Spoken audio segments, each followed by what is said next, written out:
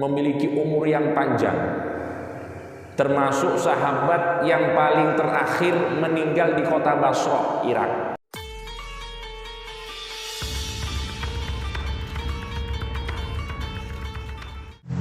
Assalamualaikum warahmatullahi wabarakatuh. Hadirin yang dirahmati Allah, insya Allah pada kesempatan yang mulia ini kita akan membahas hadis selanjutnya, yaitu hadis yang ke-13 dari kitab Al-Arba'in An-Nawawiyah, yang mana disebutkan bahwa hadis ini diriwayatkan oleh sahabat Nabi yang bernama Anas bin Malik. Langsung kita baca. Bismillahirrahmanirrahim. An Abi Hamzata Anas bin Malik radhiyallahu anhu. Dari Anas bin Malik, semoga Allah ridhoi, khadimi Rasulillah sallallahu alaihi wasallam,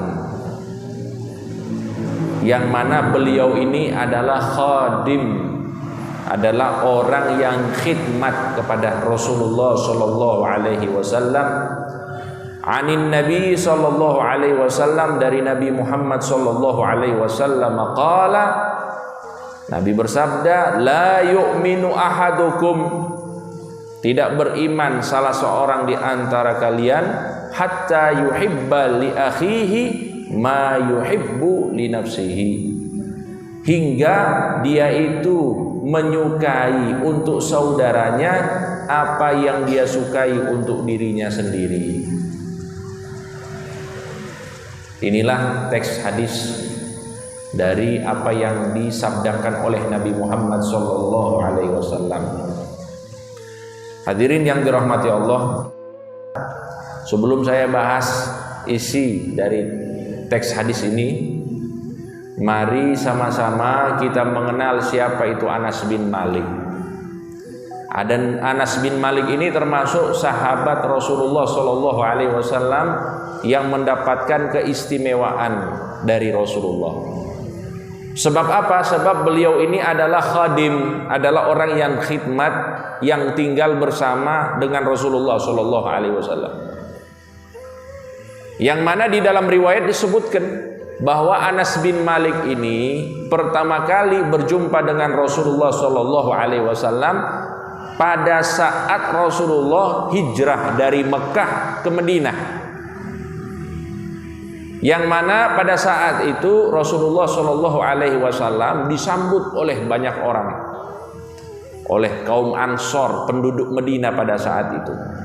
Salah satu di antaranya yang menyambut Rasulullah sallallahu alaihi wasallam adalah ibu dari Anas bin Malik, sahabat Anas bin Malik.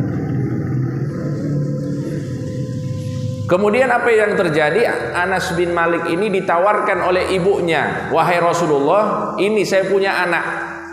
Karena setiap orang yang berjumpa dengan Rasulullah sallallahu alaihi wasallam pada saat itu, karena sangat gembira, cek, nah, ini mantap lagi. Allahumma sholli ala Muhammad. Hadirin yang dirahmati Allah, lanjut ya. Jadi setiap orang yang berjumpa dengan Rasulullah SAW pada saat hijrah tersebut, banyak dari mereka itu memberikan hadiah. Ibu dari Sayyiduna Anas bin Malik ini tidak punya hadiah apa-apa, tapi beliau punya apa? Punya anak, namanya Anas bin Malik. Wahai Rasulullah, ini anak saya. Insya Allah anak ini akan berkhidmat kepadamu. Dilihat oleh Rasulullah SAW, langsung diterima. Oke. Maka pada saat itu Sayyiduna Anas bin Malik menjadi khadimnya Rasulullah Sallallahu Alaihi Wasallam. Dan itu hadirin yang dirahmati Allah berlangsung selama 10 tahun. Kira-kira kalau panjenengan diberikan kesempatan yang sama, mau atau tidak kira-kira ini? Menjadi khadimnya Rasulullah. Mau napa mboten niki? Mau nggih?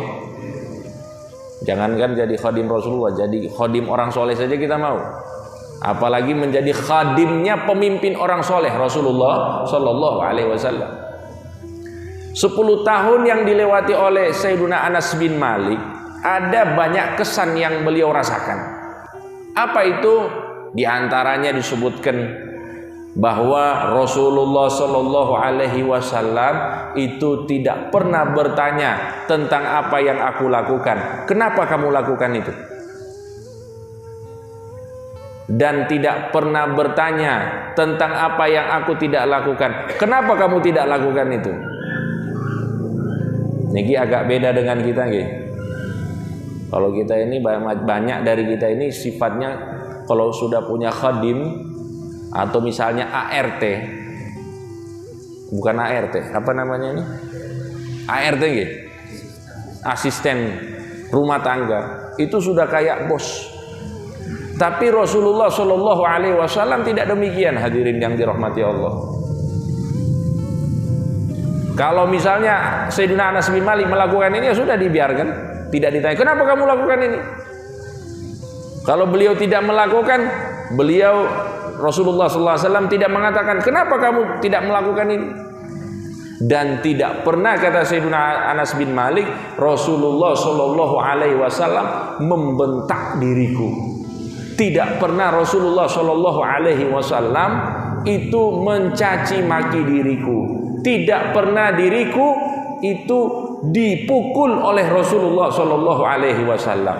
Bahkan kalau ada orang yang istilahnya menegur Sayyidina Anas bin Malik di hadapan Rasulullah Shallallahu Alaihi Wasallam, Rasulullah membela. Biarkan, ini masih anak-anak. Kalau misalnya ada kesalahan yang dilakukan, Anas bin Malik, Sayyidina Anas bin Malik ini dibela oleh Rasulullah Shallallahu Alaihi Wasallam. Maka beliau merasa sangat spesial di sisi Rasulullah Shallallahu Alaihi Wasallam. Dan pastinya karena kedekatannya Sayyidina Anas bin Malik dengan Rasulullah Shallallahu Alaihi Wasallam, beliau termasuk sahabat yang banyak meriwayatkan hadis dari Rasulullah Shallallahu Alaihi Wasallam. Hadirin yang dirahmati Allah, kemudian sedikit kita bahas ini manakibnya Sayyidina Anas bin Malik supaya kita makin kenal dengan beliau ini. Karena Sayyidina Anas bin Malik ini termasuk sahabat yang memiliki umur yang panjang, termasuk sahabat yang paling terakhir meninggal di kota Basrah, Irak. Paling terakhir beliau dari kalangan sahabat. Dan semua itu beliau dapatkan berkat doanya Rasulullah Shallallahu Alaihi Wasallam.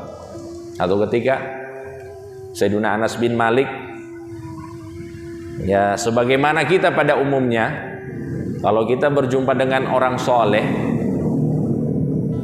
biasanya apa? Kita itu minta apa? Didoakan. Ini juga beliau mendapatkan kesempatan bisa tinggal bersama Rasulullah SAW. Maka beliau satu ketika minta, wahai Rasulullah, doakanlah diriku dengan doa yang terbaik. Maka didoakan oleh Rasulullah Sallallahu Alaihi Wasallam, Allahumma aksir malahu wa waladahu. Ya Allah, perbanyaklah anak dari Sayyidina Anas bin Malik, perbanyaklah harta dari Sayyidina Anas bin Malik. Kemudian wa'atil umrahu, dan panjangkanlah umurnya. Waghfir dzanbahu, dan ampunilah dosanya. Di dalam riwayat lain disebutkan wa adkhilhul jannah, dan masukkanlah dia ke dalam surganya Allah Subhanahu wa taala. Niki biasa-biasa nopo masya Allah niki Pak, masya Allah. Didoakan oleh Rasulullah SAW masuk dalam surga. Nah, ini termasuk orang yang sudah mendapatkan jaminan dari Allah Subhanahu Wa Taala. Ya mudah-mudahan juga kita katut ya. Amin.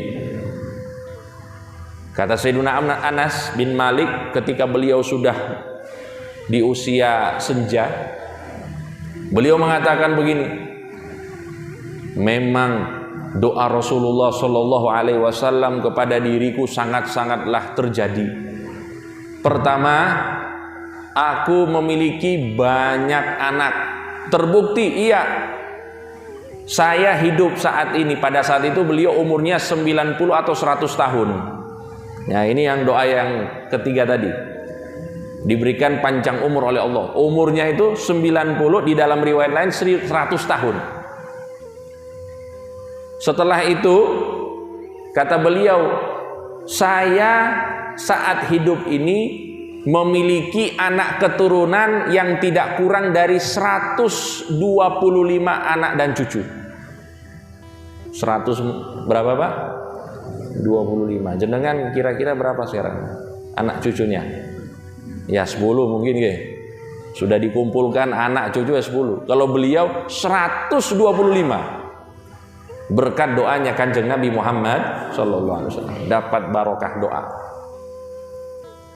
Semuanya laki-laki kecuali 2 orang perempuan. Masya Allah, spesial nih. Jadi istilahnya meneruskan nasabnya beliau banyak dari anak keturunan beliau. Kemudian kata beliau, saya memiliki banyak harta. Kebun saya itu, kata beliau, 1 tahun bisa berbuah 2 kali. Dan ini jarang-jarang terjadi. Biasanya kalau di Arab itu 1 tahun 1 kali sudah alhamdulillah Pak. Ini kebunnya beliau 1 tahun 2 kali berbuah. Ini berkat doanya Kanjeng Nabi Muhammad sallallahu alaihi wasallam. Dan kata beliau, 3 doa ini telah diijabah oleh Allah Subhanahu wa taala, dan saya sekarang berharap yang keempat mudah-mudahan diijabah oleh Allah, yaitu masuk ke dalam surganya Allah Subhanahu wa taala. Jadi alhamdulillah, kata para ulama, inda dzikris shalihin tanzilur rahmah. Ketika kita menceritakan kisah-kisah orang-orang soleh, akan turun rahmatnya Allah Subhanahu wa taala. Ya, semoga ini bisa membuat kita lebih termotivasi lagi untuk banyak ibadah kepada Allah Subhanahu wa taala. Hadirin yang dirahmati Allah, kemudian juga termasuk manakib dari Sayyidina Anas bin Malik sebagaimana yang disebutkan oleh para ulama, bahwa satu ketika beliau itu kebunnya kekeringan. Ya beda dengan kita di Indonesia ini, hujannya Masya Allah kadang-kadang tidak diminta ya datang sendiri. Bukan kadang-kadang, sering kali. Mungkin beberapa hari ini di Solo agak panas. Tapi kalau di sana ya panasnya lebih mendominasi daripada hujannya. Mungkin bisa kita katakan hujan itu bisa dihitung dengan jari. Hanya di musim dingin atau di musim kharif. Apa itu kharif? Musim gugur. Musim gugur, musim dingin, itu biasanya di Arab itu hujan. Pada saat itu musim panas, kebun beliau ini kekeringan, dan penanggung jawab dari kebun ini mengadu kepada Sayyidina Anas bin Malik. Dia mengadu, wahai sahabat Rasulullah Shallallahu Alaihi Wasallam, ini kebun Anda sudah kering. Ini sepertinya tahun ini kita tidak bisa panen ini. Gimana caranya ini? Maka Sayyidina Anas bin Malik, beliau tidak memikirkan cara yang lain, langsung berwudu, sholat 2 rakaat, berdoa kepada Allah Subhanahu wa taala. Setelah beliau sholat, hadirin yang dirahmati Allah, dan berdoa, tidak lama kemudian tiba-tiba awan itu berkumpul, langsung mendung. Padahal musim panas, mustahil itu musim panas itu hujan, mustahil. Langsung berkumpul awan-awan tersebut, dan yang mengherankannya itu berkumpul tepat di atas kebunnya Sayyidina Anas bin Malik. Tidak lama kemudian langsung hujan. Dikatakan oleh para perawi hadis bahwa hujannya itu tidak melewati kebunnya Sayyidina Anas bin Malik, kecuali katanya ya mungkin sedikit lah, tidak terlalu jauh. Dan itu hanya di situ hadirin yang dirahmati Allah. Jadi kita bisa bayangkan barokah dari orang soleh, dari keistimewaan yang dijanjikan oleh Allah Subhanahu wa taala bagi orang-orang yang soleh. Dikatakan di dalam hadis qudsi, apabila dia berdoa kepadaku pasti aku akan ijabah. Wala in sa'alani la'u'tiyanna. Sama kalau kita itu benar-benar menjadi orang soleh, menjadi orang yang ahli ibadah, baik kepada sesama, janji Allah Subhanahu wa taala apapun yang kita inginkan semuanya akan diijabah oleh Allah Subhanahu wa taala, sebagaimana Sayyidina Anas bin Malik. Allahumma sholli ala Muhammad.